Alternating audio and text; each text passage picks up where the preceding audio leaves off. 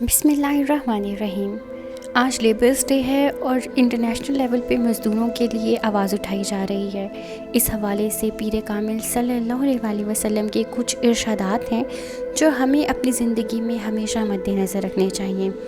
آپ صلی اللہ علیہ وسلم نے ارشاد فرمایا، مزدور کو اس کا پسینہ سوکھنے سے پہلے اس کی مزدوری دے دو۔ اس ابن ماجہ نے روایت کیا ہے۔ اس کا مطلب ہے کہ اگر کوئی بھی مزدور آپ کے ارد گرد کام کر رہا ہے تو اس کو پوری اجرت دیں اور کوشش کریں کہ اتنی دیر نہ ہو کہ آپ اس کو ٹالتے رہیں۔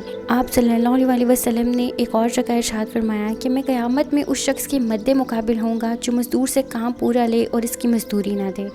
اس میں بھی آپ صلی اللہ علیہ وسلم نے ہمیں ایک امپورٹنٹ نصیحت دی ہے، وہ یہی ہے کہ اگر کوئی مزدور آپ کے گھر کام کر رہا ہے تو اس کو پوری مزدوری دیں، بجائے یہ کہ اس کا حق مار لیں آپ۔ اور ایک اور حدیث اس بارے میں ہے کہ آدمی کے گناہ گار ہونے کے لیے یہی کافی ہے کہ وہ اپنے ماتحتوں کی روزی روک کے رکھے، اور یہ سخت گناہ ہے اور نبی پاک صلی اللہ علیہ وسلم کو یہ طریقہ نہیں پسند۔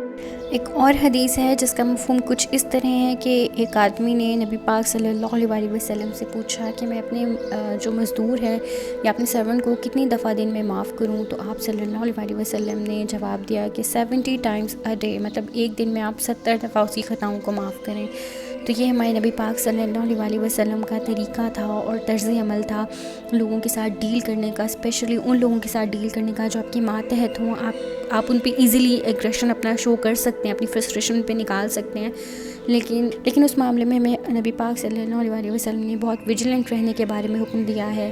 تو ہمیں چاہیے کہ ہمارے جو ہاؤس ہیلپس ہیں، ہمارے سرونٹس ہیں، یا جو لوگ ہمارے لیے کام کرتے ہیں، ان کے ساتھ انسانیت کا سلوک کریں۔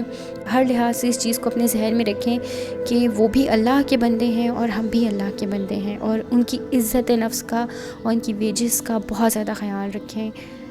یہی ہمارا دین ہے اور یہی ہمارا طرز عمل بھی ہونا چاہیے۔ شکریہ۔